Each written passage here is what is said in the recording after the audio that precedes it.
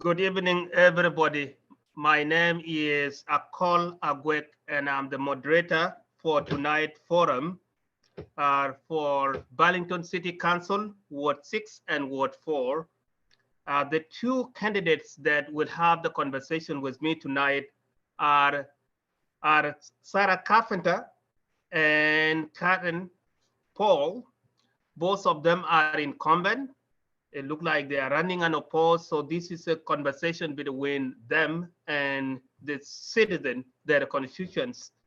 So let me just read the ground rule here. The ground rules are the candidate will be allowed, meaning both of you will be allowed for a 1-minute opening statement. Then all of you will have 2 minutes to respond to questions, the questions that I will ask you, or the question that will come in from the members of the public. Then each candidate will be given an opportunity to ask questions. If you want to ask each other, you are not running against each other, but you sure can. And then you are allowed a 30-minute rebuttals. And then at the end, you will have 30-minute closing comments.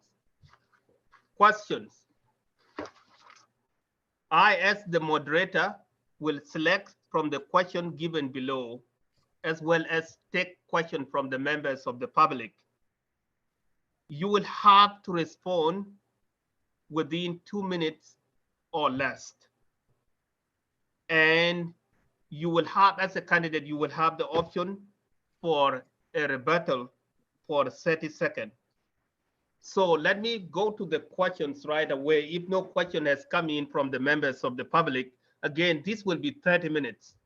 So we will end wherever we ended, and we'll cut it off when we reach 30 minutes. The first question is, can you tell the members of the public watching this why you are running for re-election for the seat of the city council, and what will be different for the city of Burlington this time? Let me give you the floor, Sarah, since you were the first to arrive in the studio. Okay, well, thank you. And I really appreciate being invited, and I appreciate serving with my good colleague, Karen Paul from Ward 6, a colleague that I work very closely with and agree with. And I'm very happy to be running for re-election. This is my second term, having run in 2020, right at the start of COVID. So my entire tenure has been COVID related. And I certainly would love to think that maybe this next term, we can be focusing on other issues and not be within the veil of COVID. I love this town. I grew up here, went to school here, and want to serve the town. I had a long professional career with the state housing agency, and prior to that with Cathedral Square Housing in Burlington. So I have tremendous concerns about affordability and affordable housing in the town. We've got a lot to do to keep this committee running, community running. And I think I can contribute to that. My first term was sort of like drinking from a fire hose, and I have a little legs under me now. So I'm hoping I can go into my second term with a little more knowledge and a little more stability about how we accomplish things. I think I'm balanced counselor, one that can compromise and communicate. And I think more than ever, our city council needs that. And I think those are skills that I bring with me. I've had the opportunity to serve on many committees, and I think I can really want to continue that going forward. Thank you so much, Sarah. Exactly 2 minutes. Karen Paul, your 2 minutes.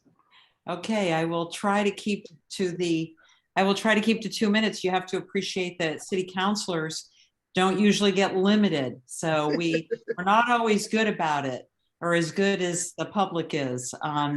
First of all, thanks, Akol, and thanks also to Channel 17 for giving us the time to connect with voters. That's what we enjoy most. I've been on the city council for some time, for about a dozen years, and am proud of the work that I've done with the residents of Ward 6. I'm grateful, very grateful for the confidence that they have year after year have shown me. And you can't do this job alone. The value of constituent interaction is really invaluable. Like Sarah, I grew up in Burlington and in this ward. In fact, watched my dad serve on the city council in the same seat that I occupy. So I remember as a little kid watching him go to City Hall when I was very young. So public service has always been a part of my life, and one that I've tried to pass along to my children as well. There's so many things that I could talk about. Obviously can't talk about all of them in 2 minutes. I think if I had to give bullet points of what is important to me and what I try and strive to do, I think it would be a commitment to fiscal responsibility, a commitment to housing as a human right, and working very hard to see that UVM holds true to its commitments to the community, primarily, but also other housing initiatives. And then many other things, the resolutions that I've written promoting public safety, and working with our progressive city councilors on racial equity and justice. The role in terms of bringing the sworn officer headcount a few months ago up to a number in line with the CNA report. And as well, the other highlights would be my support and work to bring a CAHOOTS program to Burlington, as well as one of my proudest moments, I think, is the work I've done on harm reduction and the hopeful creation of an overdose prevention site in the city of Burlington. So those are just a few of the things that I hope to continue in my next 2 years on the council. Thank you. Thank you so much, Karen. Again, you stuck to 2 minutes. Let me go right to one of the pressing questions right now. What do each of you make of the fact that there is a proposal or a ballot initiative to raise tax rate by 4%? What is your take on that? 2 minutes each of you. Councillor Paul, you have the floor. Well, I am supportive of the tax increase. I don't think any of us enjoy the idea of asking the voters for a tax increase, but I think that it is something that is critically important. 71% of the tax increase that we are asking for, which amounts to 5.5% of the tax rate, 71% of that is due to pressures be way beyond our control. Wage pressure, inflation. We're seeing the highest consumer price index that we have seen in 18 years. And, I think to not ask for a tax increase would not be fiscally responsible. We are using some of the ARPA funds. We're using other revenue sources. But to do anything more than what we are doing with other revenue sources would not be fiscally responsible. So the prudent thing to do and the fiscally responsible thing to do is to ask for the increase. And we are hoping that residents will understand why we need the tax increase, and also appreciate that with the school budget, the school tax increase going down, that we will still be seeing an overall tax decrease of 1.5%. Thank you. Councillor Carpenter, you have the floor for 2 minutes. Thank you. Councillor Paul really said it all. I totally agree with her. As a new councillor, I am not on the finance committee, but I've made a commitment, in addition to my other committees, to sit in to really learn the city budget process, understand how we spend our money, get our revenue, and it's been a real learning experience. We wouldn't ask for this tax increase unless we really needed it. And as Councillor Paul kind of pointed out, most all of it is really from beyond our control. A huge part of it is simply wages. We need to respect our workers, pay them well, and meet the demands. We like every other business, we have supplies we need, and this is below inflation. We have been very prudent. And again, overall, it will be actually a tax decrease, even though the city portion this year is going up. And it would not be responsible not to ask for this. We've filled in where we can with federal dollars, and I think we've done that prudently. We forget that the city has other revenue sources than just property taxes, and those are way down. It amazed me how much revenue we used to get from things like parking. We're short on that. We're short on room and meals tax. And that's been COVID related, and we've got to deal with how we patch through some of the revenue for our really basic expenses. This is not a fat budget. We're really keeping things where they are, where they need to be. And so I'm proud that we, the council, the finance committee really did focus on protecting the taxpayers. Thank you. Thank you again, Councillor Carpenter. Let me stay on these a little bit. Who is paying their taxes? Who is actually being, who is being asked to pay it and who is not? Well, I mean, again, we have both of you. Okay. Yeah. Councillor Paul probably knows this in more detail than I do, but big picture, first of all, stepping back, almost 70% or over 70% of our property taxes go to the school department. So that's a whole conversation to really keep in mind. About 30% of the property taxes go to fund the city services.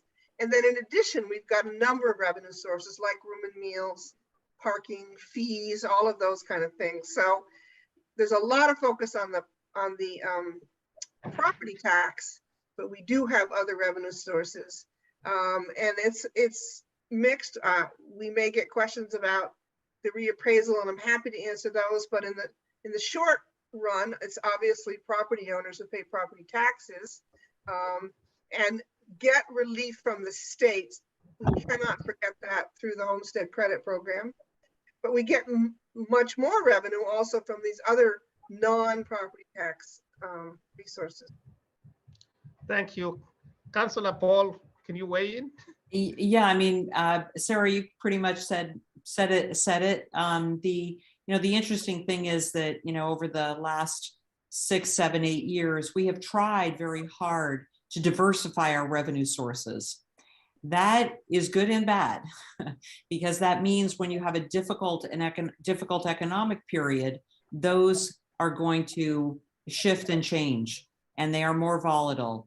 The reality is that the property tax is very stable because we know where we're getting the money from, and our grand list doesn't grow by leaps and bounds. So it's a very, very stable, predictable source of revenue. However, it is people like all of us who live in this town, property owners, and whether you are a property owner or you're a renter, you are in one way or another paying the property tax increase. So it affects all of us. And that's why we have had very, very few tax increases. Over the last 10 years, we have been under the rate of inflation. And even with this increase, we will still be under the long-term rate of inflation for the past 10 years, which is not an easy thing to do. Sorry, go ahead. Yeah. Thank you, Councillor Paul. Well, that conversation will continue, I assume. So let me move on to the next question, which is another very, very important question, which is to say, I came to Burlington, Vermont 20 years ago. I still stay here, which means this is a great place to live. I came as a refugee. The city, over the 20 years that I have lived here, the city or Chittenden County as a whole has become more diverse. And so the question years about racial justice. Where do you see opportunities for addressing racial justice in the city? And how will you use the city council seat to meet this challenge? Since you are incumbent, you might as well speak to how you have used your position in the past to address the racial justice in the city. You have the floor, Councilor Paul. Yeah, Take it okay. over. All right. Well, I would imagine it's possible that Sarah and I might answer this question to some degree in the same way. During the summer of 2020, as we all remember, there was, following the murder of George Floyd and a number of other things that also happened at that time, there was a resolution written by our colleague, Councillor Hightower, what has become known as the Racial Justice Resolution. It was passed 9-3, and both Sarah and I were joined Councillor Hightower and a number of our colleagues to co-sponsor that resolution. And I think what we really need to do is really acknowledge that we can walk much farther on this issue if we walk and work together. You know, we have to some degree, you know, and even as a community, had trouble doing that lately. There's a strong desire to maintain the status quo, and there's also a strong desire to move forward. And then there's many that are in between, want to do a little bit of both. And I've been happy to work with a couple of counselors on a resolution which worked on police oversight. That is something that is at the heart, for many people, at the heart of racial justice, is police accountability and oversight. And I'm chair of the Public Safety Committee. We have been working on the CNA report with a stakeholder group, and I will continue to work on that. As I say, I mean, I think our greatest opportunity really is in working together to address the work that was brought forward in the Racial Justice Resolution, which is also about the Racial Equity, Inclusion, and Belonging Department. We created that. It has been an enormous success, and I think it's incumbent upon us to continue that work, and to make that to make racial equity not an afterthought, but a part of all the decisions that we make. Thank you, Councillor Paul. Councillor Carpenter. Well, again, I certainly concur with Councillor Paul. I mean, she's been a real leader, and it's been a personal area for me for many years through my work in affordable housing. And you know, we can't have economic justice and racial justice unless our residents are well housed. And we know, of course, many folks who are marginalized are the most affected by that. I do serve on the Community Development and Neighborhood Revitalization Committee. And that's our key focus is, you know, in particular, dealing with the houseless. Again, a group that disproportionately is affected through racial injustice. We've got to figure it out. We can't do it alone as a city. We can't take the burden on of the entire region, but we are really got some, I think, innovative things that we're looking at. And I hope, and it should really be a backbone to provide some equalized stability for all families in the city. I'm fortunate to have a home. I can move on from that. Many families can't. And so that's really what we've got to have as sort of a key priority. Not easy to do in the middle of a university town that gobbles up a lot of housing. So I'm anxious. I've worked a lot on those initiatives last year and hope to do more of it next year as chair of that committee. I think the city has to own up to making sure that all of our citizens are well served. And I think the racial justice resolution Councilor Paul referred to is really a backbone of that. And again, the establishment of the REIB office, something we really didn't have much before that. And I'm proud that we were able to really invest in it and continue to invest in it. Even through the tough economic times, it needs to be a priority for the city. Thank you. Thank you. Thank you again, Councillor Carpenter. The next question, we only have 9 minutes, and I want to squeeze in 2 critical questions here. And this question you can speak to again as incumbent, because I might as well pass this question even if you were not running. And that is about policing and community safety. And as councillors, what do you make of the appointment of Burlington Police Chief John Murat? What is your opinion on that? Do you want me to go? I'm happy to. Please go ahead. Okay. So, you know, I supported Monday, that was Monday evening. I supported the appointment of Acting Chief Murad because, you know, I feel a responsibility to my constituents. They are the people that I serve. I am to be their voice at the City Council, and my constituents overwhelmingly want stability within the department. They see what is going on in terms of the officers that are leaving. They also want to move on from this decision. And they were overwhelmingly supportive of me voting for Chief Murad to become the permanent chief. I do want to also acknowledge that those who voted against his appointment, that there were valid reasons for some of the reasons why people were unable to support him.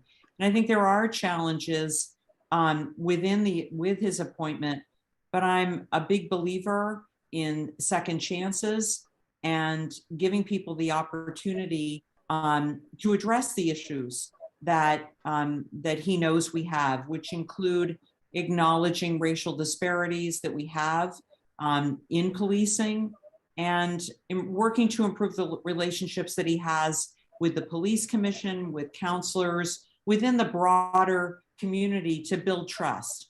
And I hope that he will take this opportunity to do that and to work. And I believe that it's incumbent upon every counselor to work to ensure his success. Thank you.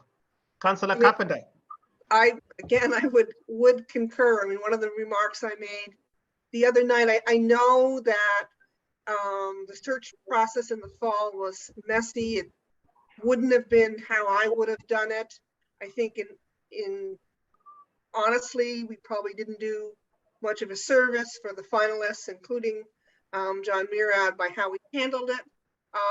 But we had a candidate who's recommended, came with, again, strong support from my constituents as well.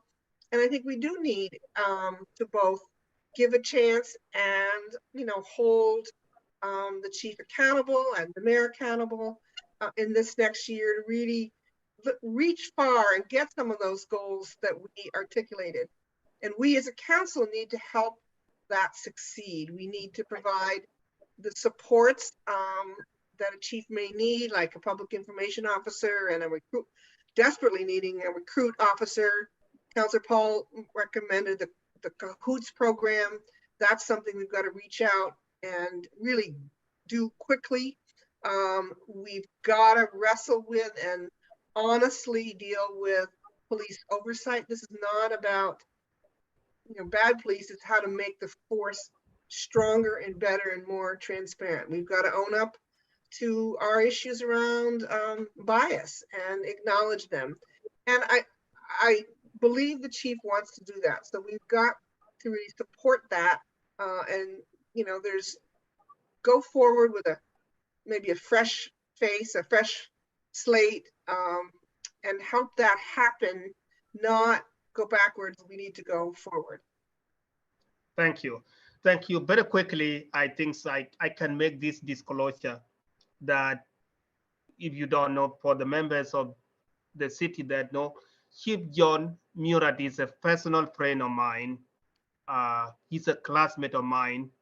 We went to graduate school together, so he's a friend.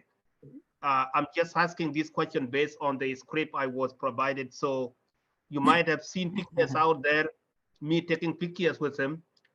I'm just asking this question objectively, but I thought I would acknowledge that he's a personal friend. Thank you. And a classmate of mine. Now, let me move to the last question, and you can just answer it with, because we have 4 minutes, just 1 minute. What can you do about the housing? You kind of spoke to that earlier, Councillor Carpenter, which, because it was your area of expertise. What is the solution to the housing problem in Burlington, Vermont? There is no silver bullet. People want, I mean, we need to get online hundreds, if not thousands of units. That takes a long time.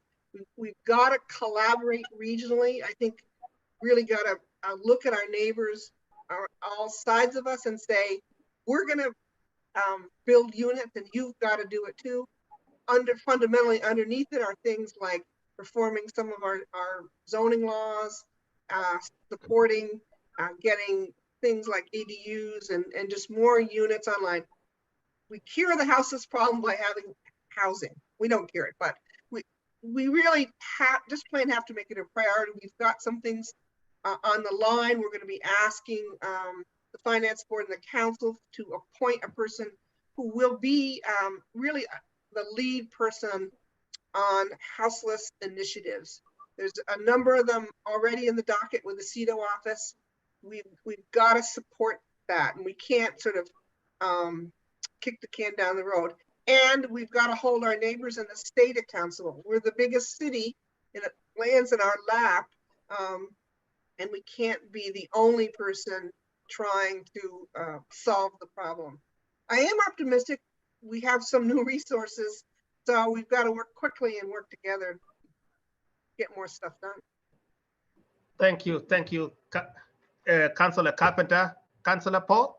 I would just add in the brief minute or so that we have that I think that's why, you know, I mean, all of these things, we have to be doing many things. And one of the things that I think is critical and what I think we have made some progress on and hope that we will soon is the acknowledgement by the university that they must build housing that is attractive, that students want to live in.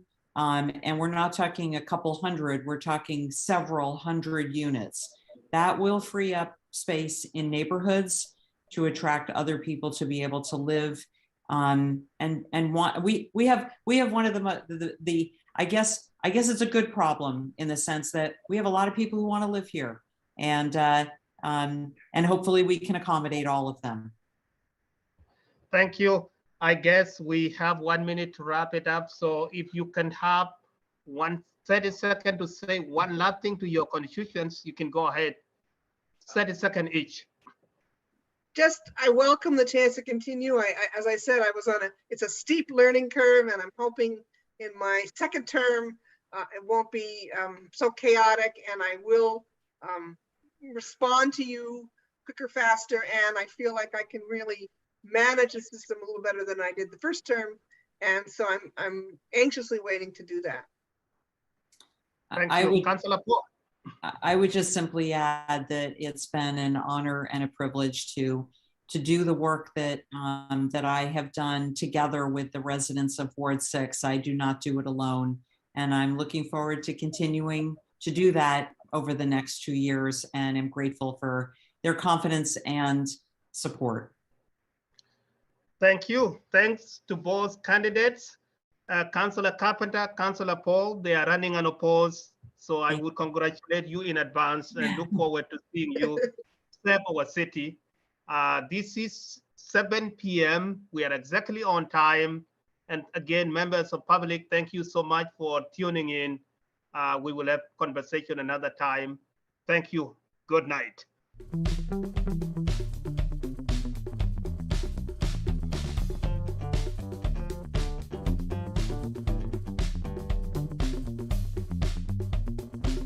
Thank you.